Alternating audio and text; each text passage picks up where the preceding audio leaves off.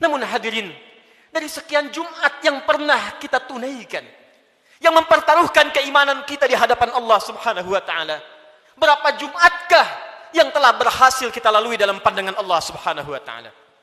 Dalam catatan khatib yang sederhana, seorang baligh yang berusia 20 tahun setidaknya telah menunaikan 650 kali Jumat dalam hidupnya. Jika ia berusia 30 tahun, setidaknya ia telah menunaikan 1150 kali Jumat dalam hidupnya. Jika ia berusia 40 tahun, setidaknya ia telah menunaikan Jumat 1650 kali dalam hidupnya. Dari sekian ratus ribu Jumat yang telah kita tunaikan, pertanyaannya, berhasilkah Jumat yang telah kita tunaikan itu? Benarkah Jumat yang telah kita tunaikan dalam pandangan Allah itu? Maka perhatikanlah satu kalimat singkat yang menjadi ukuran keberhasilan Jumat kita dalam pandangan Al-Quran. Fas'au ila dzikrillah. Fas'au ila dzikrillah. Jumat yang benar itu, kata Allah, bukan Jumat yang sekedar datang untuk formalitas, datang untuk sekedar duduk, mendengarkan khutbah, kadang-kadang mengantuk, bahkan ada yang tertidur lantas pulang begitu saja. Bukan itu yang diinginkan, kata Al-Quran. Bukan Jumat seperti itu, kata Allah, yang didambakan. Fas'au ila dzikrillah. Sekian pekan kita menunaikan Jumat, ratus dan ribuan kali. Tujuan utamanya dzikrillah. Dzikrillah. Dzikrillah. Hadirin, kalimat zikir dalam Al-Quran setidaknya ketika diungkapkan oleh Allah Subhanahu wa taala secara umum memiliki dua makna utama. Zikir pertama adalah keadaan yang mampu mengingatkan kita kepada Allah, yang dengan ingat itu terdorong kita untuk meningkatkan ibadah kepada Allah Subhanahu wa taala. Karena itu segala jenis ibadah dalam Al-Quran dinamakan dengan zikir. Kita menunaikan salat, salat disebut dengan zikir oleh Al-Quran. Quran surah ke-20 Taha ayat yang ke-14. Allah berfirman, "Innani anallah, la ilaha illa ana, fa'budni wa aqimis salata li dzikri." Sungguh akulah Allah, Tuhan yang paling hak. Tidak ada Tuhan yang layak dipertuhankan, disembah selain aku, kata Allah. Fa'budni, maka sembah aku. Bagaimana caranya ya Allah? Wa aqimis salah, tunaikan salat li dzikri, sebagai bagian zikir kepadaku, kata Allah. Jadi saat kita menunaikan salat, itu adalah zikir kita kepada Allah Subhanahu wa taala. Kita datang menunaikan ibadah Jumat. Di Jumat diberikan tausiah, di Jumat diberikan pengingat, di Jumat diberikan wasiat meningkatkan takwa. Di antara ciri takwa yang pertama adalah semakin banyaknya kita meningkatkan ibadah salat kita kepada Allah Subhanahu wa taala. Dzalikal kitabu la raiba fi hudal lil muttaqin. Siapa orang takwa ini? Alladzina yu'minuna bil ghaib wa yuqimunas shalah. Sampai dengan Jumat ini, dari sekian ratus kali, ribu kali, berapa kuantitas dan kualitas salat kita yang pernah ditingkatkan di hadapan Allah Subhanahu wa taala? Jangan-jangan sampai ribuan kali Jumat, salatnya masih standar-standar saja. Masih yang fardu saja. Tahajud masih belum mampu bangun. Duha belum dikerjakan. Selama hidup tak pernah salat syuruk. Selama hidup kurang rawatib. Tapi cita-citanya berjumpa dengan Allah, bersua dengan Rasulullah sallallahu alaihi wasallam. Mana bakal kita di hadapan Allah? Al-Quran disebut dengan zikir. Quran surah ke-54 ayat 17, ayat 22, ayat 32, ayat ke-40. Walaqad yassarnal Qur'ana lidzikri fahal min muddakir. Sungguh kami telah mudahkan Al-Quran. Sungguh kami telah mudahkan Al-Quran. Telah mudahkan Al-Quran untuk apa? Lidzikri, untuk dijadikan zikir kepada Allah Subhanahu wa taala. Bacaan Quran itu zikir.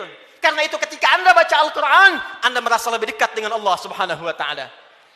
Mempelajari Al-Quran itu zikir. Karena itu ketika Anda mengkaji tafsir Al-Quran, bukankah Anda merasa lebih dekat dengan Allah Subhanahu wa taala? Menghafal Quran itu zikir. Karena itu para penghafal Quran semakin dekat keadaannya dengan Allah Subhanahu wa taala. Dari sekian aktivitas kehidupan yang telah kita lalui sampai dengan detik Jumat ini, berapa banyak Al-Quran telah kita hidupkan? Berapa banyak Al-Quran telah kita bacakan? Jangan-jangan Jumat ini pun belum sempat baca Al-Quran.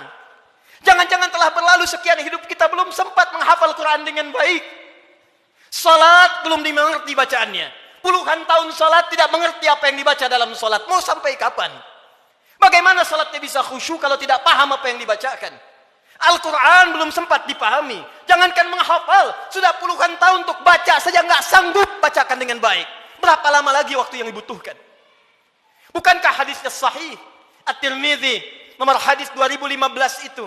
Saat seseorang akan masuk surga, maka perintah pertama yang dimintakan oleh Allah adalah membacakan Al-Quran yang ia biasa bacakan saat di muka bumi. Faqra wartaqi fa inna akhira qiraatika akhiru manzilatika fil jannah. Baca Quran yang biasa engkau bacakan saat di dunia itu. Akhir bacaan Quranmu, itulah kedudukanmu di surga di sisi Allah Subhanahu wa taala. Karena itulah perhatikan anak-anak di Palestina dengan keadaan yang sangat terbatas, anak-anak di Libya dengan keadaan yang tidak mudah. Karena cita-citanya menghadap Allah dalam kebaikan surga tingkat tertingginya, mereka berlomba menghafal Al-Quran. Alhamdulillah, di Indonesia sekarang anak-anak kecil sudah menghafal Al-Quran, yang lumpuh otak menghafal Al-Quran, yang tidak bisa melihat menghafal Al-Quran, dan kebanyakan mereka masih belum baligh. Anak baligh sebelum waktu salat sudah berjamaah datang ke masjid. Anak belum baligh sudah mulai menghafal Al-Quran, sudah lancar bacaan Quran, sudah banyak hafalan Quran. Duhai Anda yang 40 tahun, 50 tahun, 60 tahun, berapa banyak bekal yang disiapkan untuk menghadap Allah Subhanahu wa taala? Harta yang dikumpulkan selesai sudah. Dengan kematian tuntas. Uang itu tidak berguna lagi. Kendaraan yang dikumpulkan, dipajang, dipamerkan tidak ada manfaat lagi. Bekal apa yang kita bawa menghadap pada Allah Subhanahu wa taala? Zikir kita, amal soleh kita. Apa yang Anda gunakan dengan uang itu? Infak, itulah zikir kepada Allah Subhanahu wa taala. Salat, kendaraan yang mengantarkan Anda untuk Jumat, untuk ta'lim, untuk mendekat kepada Allah, bekerja beramal soleh, itulah zikir kita di hadapan Allah Subhanahu wa taala. Sampai dengan detik Jumat ini, berapa banyak aset yang telah Allah titipkan kepada kita digunakan untuk zikir kepada Allah Subhanahu wa taala. Hadirin yang kedua, jika disebutkan kalimat zikir dalam Al-Quran, maka diartikan oleh para ulama berdasarkan paparan Al-Quran sebagai keadaan ingat kepada Allah yang dengan ingat itu terjauh kita dari perbuatan maksiat. Pertama, terdorong kita mengumpulkan amal saleh. Yang kedua, terjauh kita dari perbuatan maksiat. Zikir, keadaan ingat kepada Allah Subhanahu wa taala. Karena kita ingat kepada Allah, kita merasa diawasi oleh Allah Subhanahu wa taala. Kita merasa dilihat oleh Allah, kita merasa didengar oleh Allah. Karena itu orang yang merasa dilihat oleh Allah, maka mustahil ia bisa berbuat maksiat dalam kehidupannya. Keluar dari masjid mustahil tertukar sandal. Karena ketika ia akan gunakan, ia merasa dilihat oleh Allah Subhanahu wa taala. Mustahil berbuat curang dalam pekerjaannya. Mustahil ia korupsi, mustahil ia mencuri, mustahil ia membegal, mustahil ia berselisih, mustahil ia membuat hoax, mustahil ia berbuat maksiat. Karena ia merasa dilihat dan didengar oleh Allah Subhanahu wa taala.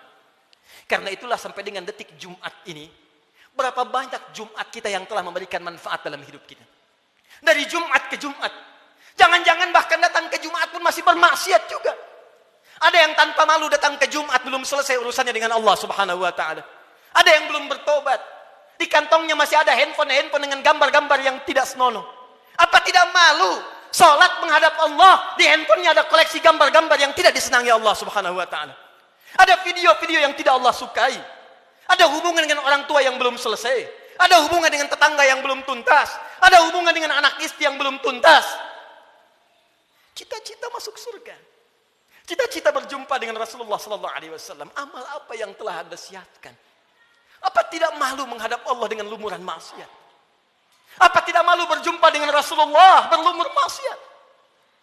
Perhatikan saudara.